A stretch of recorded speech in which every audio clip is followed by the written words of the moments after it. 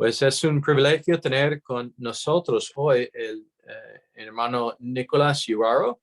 Gracias, hermano, por invertir un poco de tiempo para poder pasar tiempo con nosotros.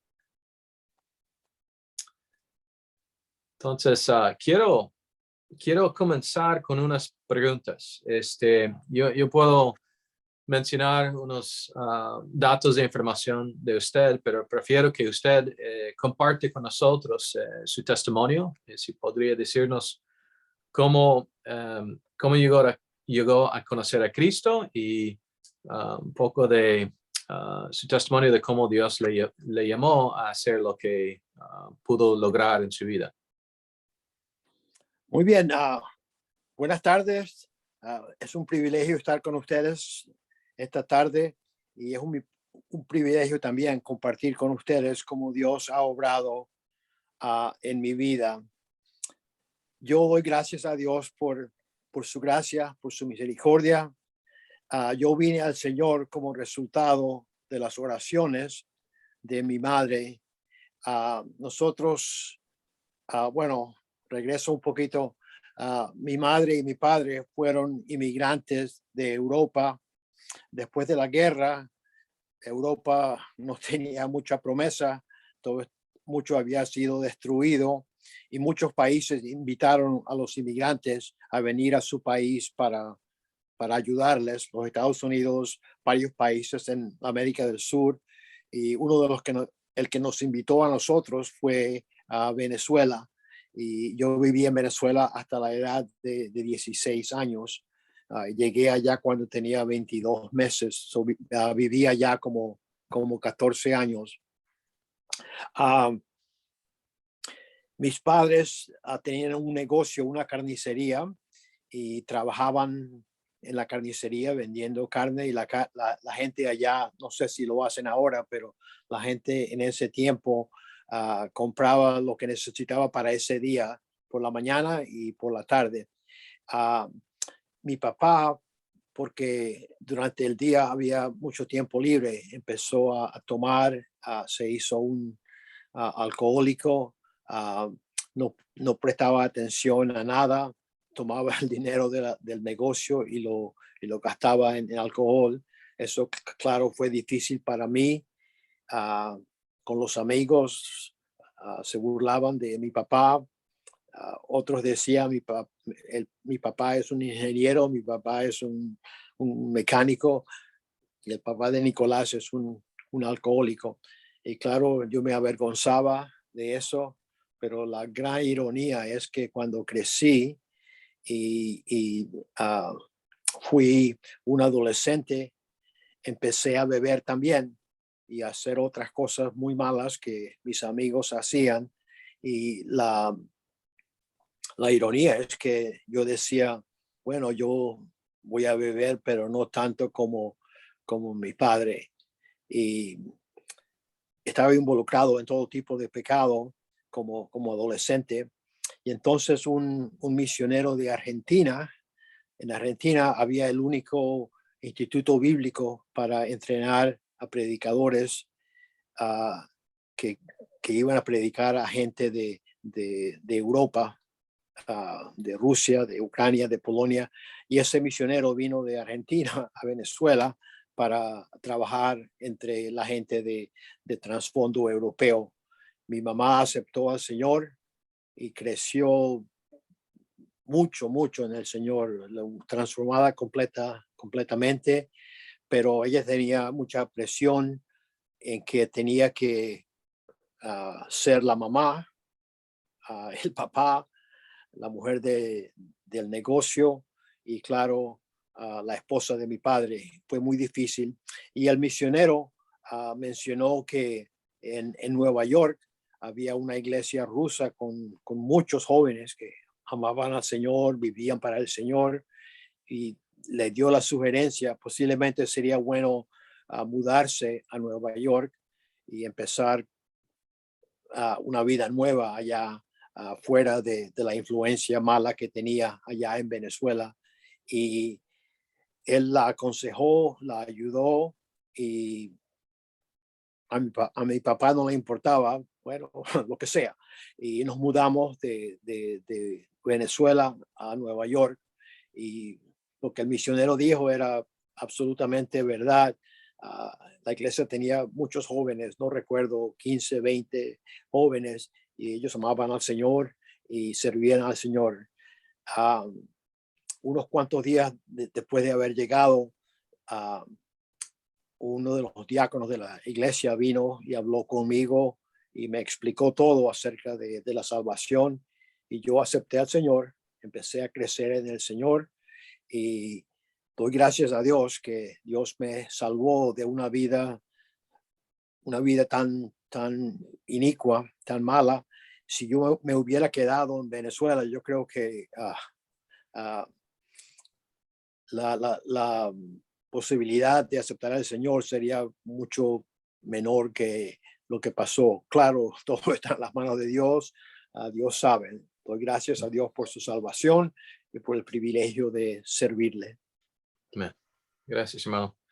Ah, ahora, ¿podría comunicarnos algo en cuanto a su experiencia como educador? Usted ha sido maestro de muchos años y con este curso nos interesa la aplicación de la filosofía de la educación, que se trata de los métodos. Pero ¿podría decirnos su experiencia como educador, como maestro? Bueno, para mí fue un indescribible privilegio poder ser usado como maestro por 50 años. Cuando yo pienso acerca de ser maestro, inmediatamente vienen a mente las ideas de poder influenciar vidas para hoy. Puedo ayudar a los alumnos hoy, puedo ayudarles en sus planes para el futuro, como Dios lo puede usar. Y claro, puedo ayudarles con asuntos eternos, acerca de, claro, la salvación, el crecimiento, el servicio para el Señor. Es un tremendo privilegio poder enseñar. Yo he enseñado como 50 años en varios niveles. Nunca tuve el privilegio de, con la excepción de la iglesia, de trabajar con niños pequeños, pero mi experiencia ha sido en la secundaria, en la universidad, en la administración y también en el posgrado de la universidad. Y ha sido un tremendo privilegio a poder hacerlo.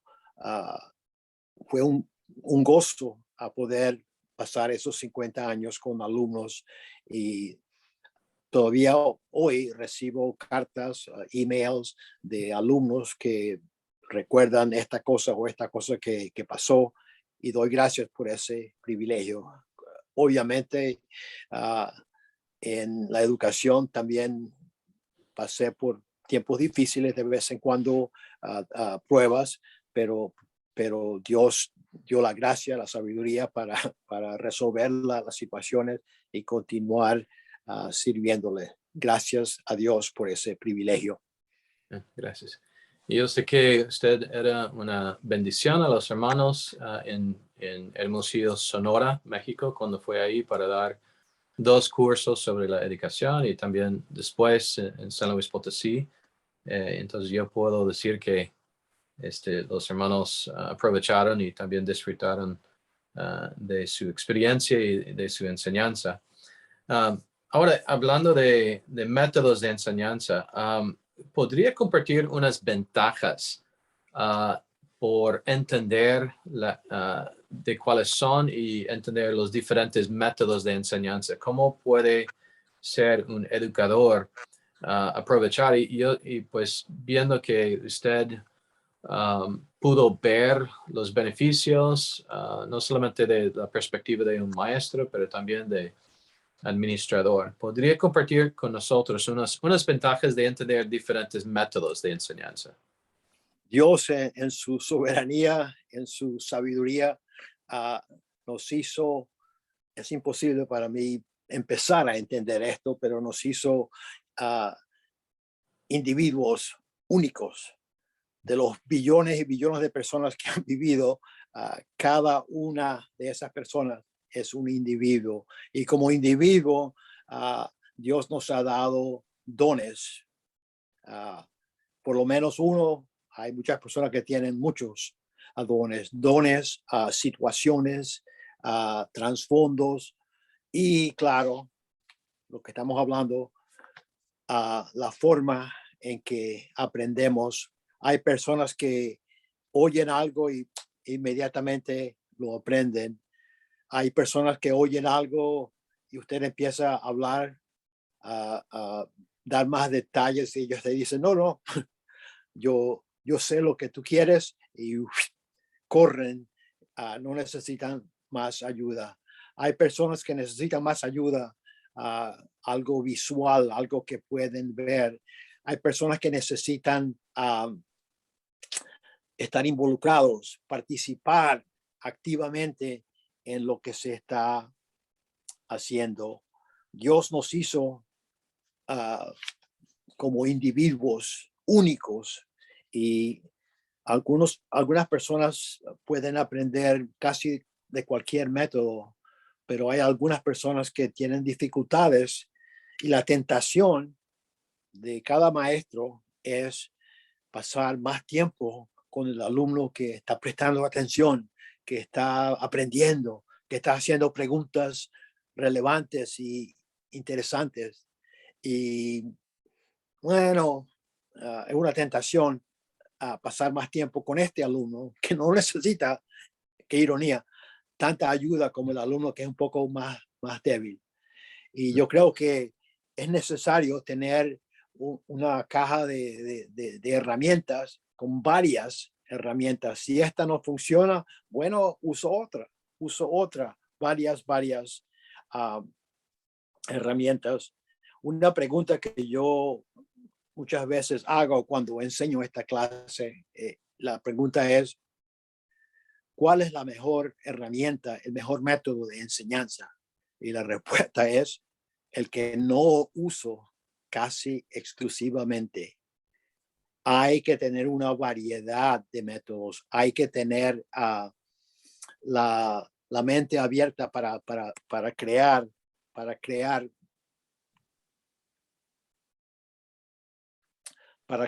ser creativo y ayudar en esa área. Si yo quiero que mis alumnos aprendan, yo voy a buscar el mejor método para cada alumno. Eso parece un poco ideal y claro, requiere mucho esfuerzo hacer eso, pero yo creo que por la mayor parte, la mayoría de los alumnos van a responder bien con varios métodos, pero hay posiblemente uno o dos o tres o cuatro que necesitan ayuda especial para, para eso. Claro, tenemos el ejemplo del maestro, el mejor maestro que jamás ha vivido, Jesús mismo, y él usó una variedad, usó parábolas, usó preguntas.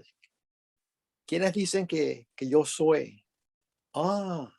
Bien. ¿Quiénes dicen ustedes que yo soy? Este hombre hizo tal y tal cosa, y el otro hizo tal y tal cosa. ¿Cuál hizo lo mejor?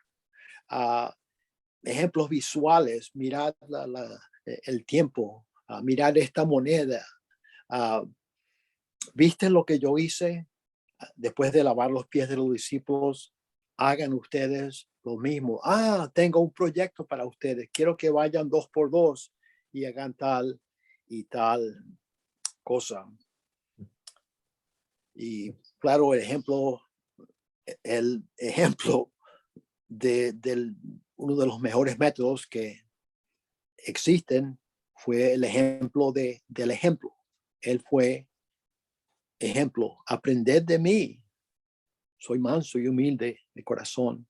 Aprended de mí. Mirad lo que yo hago, lo que yo digo. Y claro, los discípulos pasaron 3 años y medio con él y oyeron, vieron su amor por la gente, su humildad, su poder, su relación con su padre, su relación con las autoridades, con otros, y una variedad enorme de métodos. Quiero compartir brevemente un ejemplo de un método que tuve el privilegio de ver. Yo estaba en la escuela secundaria en Nueva York, en una área no tan popular de Nueva York, un barrio y una escuela grande, posiblemente más de 1,000 alumnos. Estábamos en una clase de inglés, oyendo acerca de la literatura, y de repente un alumno entra por la puerta de atrás y empieza a gritar al profesor. Bueno, la profesora empieza a gritar y muchas cosas malas dijo. Y cerró la puerta y se fue. Y claro, silencio. Y la maestra dijo, oh boy, ¿qué pasó? Creo que necesitamos notificar al director de la escuela de lo que pasó, porque cosas así no deben de ocurrir. Y dijo, por favor, ayúdenme, cada uno de ustedes escriba lo que pasó. Y empezamos a escribir lo que pasó. Yo dije algo, yo escribí algo como esto. Una tarde cuando estábamos sentados en la clase de inglés, un alumno vino y empezó a gritar y todo esto. Y lo describí como un alumno de 6 pies o algo así. Y no recuerdo qué más dije. Y ella esperó 5 minutos más o menos para que cada alumno escribiera lo que vio. Y después recogió los papeles y los empezó a leer. ¡Wow! 30 diferentes versiones de la misma historia. Algunos dijeron que él usó groserías. No, él no usó palabras feas. Algunos lo describieron como 6 pies, 6 pulgadas. Algunos lo describieron más corto.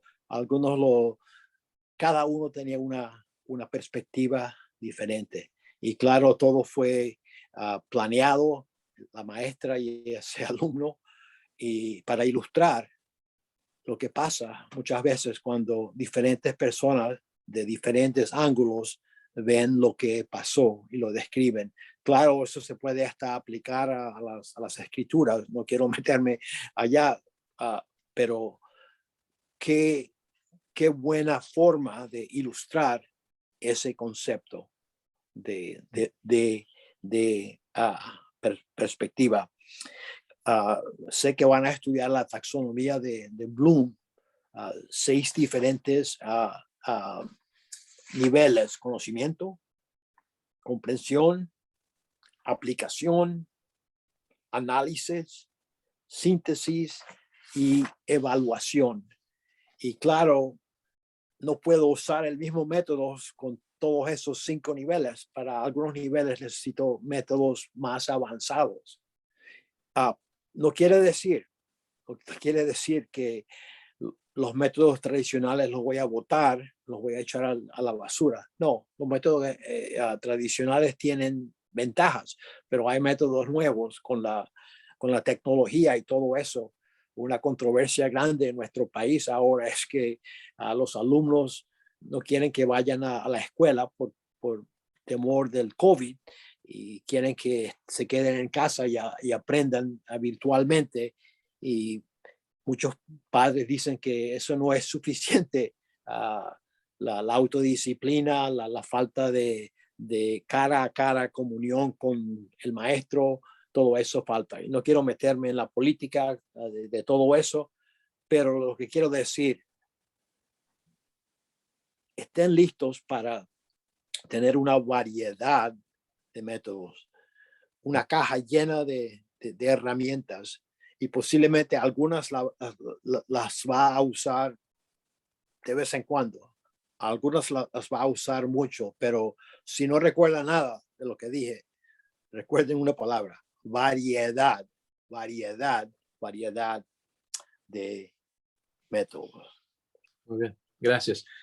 Pues pensando en variedad y las ventajas, ¿qué sería unos peligros o un peligro de no aprovechar de usar una variedad o emplear diferentes métodos? ¿Qué sería el lado negativo de por Bueno, no el lado usar? negativo es algunos alumnos no podré alcanzar, porque si un alumno aprende mucho más fácil usando, por ejemplo, el método de déjame experimentar eso yo mismo, no necesito detalles y yo no le doy la oportunidad para hacer eso. Si algún alumno aprende mucho mejor viendo, debo de usar lo más posible ejemplos visuales, claro, combinados con, con orales, pero uh, es, no voy a alcanzar a todos si no tengo una variedad de métodos. Y claro, también lo obvio es mi comunicación, mi enseñanza será más interesante si hay una variedad de métodos. Los alumnos se van a cansar, van a estar un poco aburridos si solamente uso uno o dos métodos. La variedad. ¿Y cómo hago eso? Bueno, estudiando, leyendo artículos en revistas, no revistas, journals, no sé cómo se dice, que son especialmente para educadores, aprendiendo de otros. Varias de los métodos que yo he usado uh, son imitación de maestros a quienes respeto. ¡Wow! Me gustó mucho, fue muy interesante la forma en que él o ella enseñó eso. Yo nunca había pensado de explicarlo de esa manera. Voy a usar ese método, pero tengo una personalidad diferente que ella o él tiene. Bueno, lo ajusto un poquito, pero por la mayor parte es el método que él o ella usó, aprendiendo de otros, leyendo, pensando creativamente. ¿Cómo sería una forma interesante de enseñar eso en vez de solamente uh, usar lo que tradicionalmente se usa? Una cosa que yo hacía después de terminar un curso, muchas veces el último día de clase, me escribía a mí mismo y decía, esto fue bien, esto fue interesante, esto fue horrible. Creo que nunca más usaré esa idea, ese método.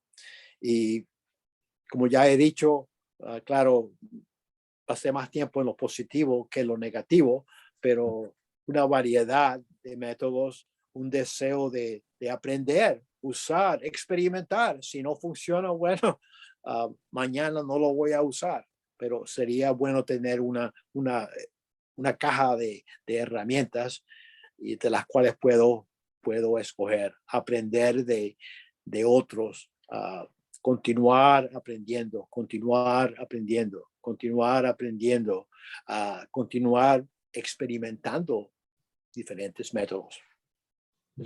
Muy bien, gracias. Ahora, tendrá para dejar con los que están estudiando, preparándose para ser maestros, tendrá un consejo que puede compartir con ellos ya después de 50 años estando involucrado en el Ministerio de la Educación. ¿Qué consejo podría compartir con ellos? Bueno, no ceda a la tentación de, claro, ustedes no están enseñando todavía, o no sé dónde están en ese proceso, pero cuidado de llegar a la tentación de decir, bueno, he enseñado este mismo curso 3 años, todo va bien, no voy a cambiar. Nunca llegue al punto que diga, estoy satisfecho, todo va bien. Siempre hay lugar para crecer, hay lugar para aprender. Y como ya lo dije, esté dispuesto, haga un compromiso con sí mismo, con Dios, yo quiero crecer, obviamente, espiritualmente, pero yo quiero crecer como maestro. Cada año yo quiero ser un mejor maestro que fui el año pasado. Yo quiero aprender de otros, yo quiero aprender de la experiencia buena, mala. Yo quiero aprender, claro, de recursos académicos, de libros, de cursos que puedo tomar. De vez en cuando hay cursos que se dan que solamente duran unas cuantas horas y muchas veces son gratis, no sé, en su situación particular, pero la idea de crecer, no estar satisfecho en donde estoy, pero quiero avanzar, quiero ser un maestro mejor y aprender de otros maestros, sea de lo que ellos escriben, sea de lo que ellos hacen. Bueno, muchísimas gracias por compartir con nosotros de su experiencia de tantos años enseñando a la siguiente generación. Bueno, fue mi privilegio. Que tengan un buen semestre. Que Dios los bendiga.